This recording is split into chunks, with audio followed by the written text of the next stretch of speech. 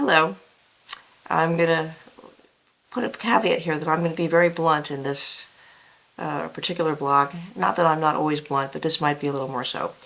So, caveat emptor, consumer beware. So I'm going to ask you a question. What do you think the real problem you're having is? How come you're not happy? You know, how come you keep buying stuff? How come you keep reading personal growth books? How come you keep doing the same spiritual practices over and over and over and over? How come, it's just not working for you? How come you feel frustrated? How come you're tired? How come you don't feel you have enough time?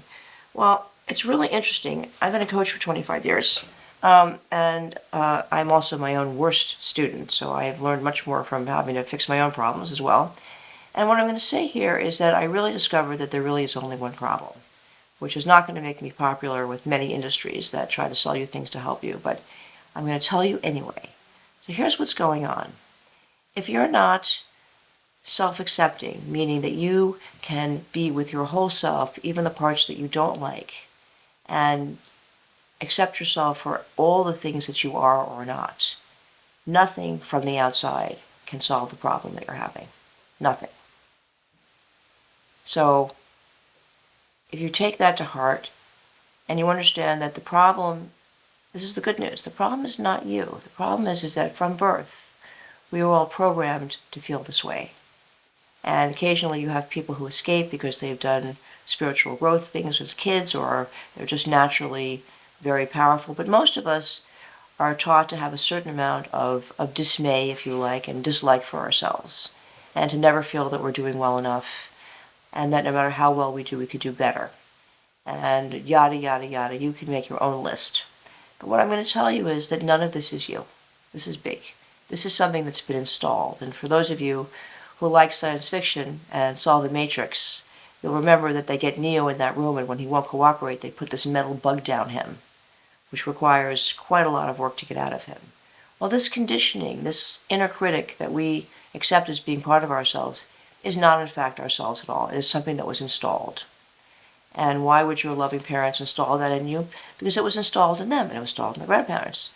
And it's taught to be somehow virtuous, because it's linked with religious beliefs and practice and so on and so forth. And if you're too full of yourself, it's not okay, all right? This is, and if you put yourself first, you're selfish. And there are all of these language biases that make it impossible for you to ever get real with yourself. So what I'm going to tell you here is stop blaming yourself for all the problems you think you're having. So if you're having emotional problems, if you're having physical problems, the problem underneath is how you are relating to yourself. And if you're willing to start to look at this, and I found that for myself that when I use the Word of the Day practice daily, and I'm always waking up with one of these versions, I have a very, very healthy, very healthy superego that beats me up constantly about everything. As much as I'm happy, I'm always having to wrestle with it. And just by doing the Word of the Day and coming up with some word, I'm always finding out the insidious way that this critical part of me has tried to sneak in and make me unhappy and not do what I really want to do.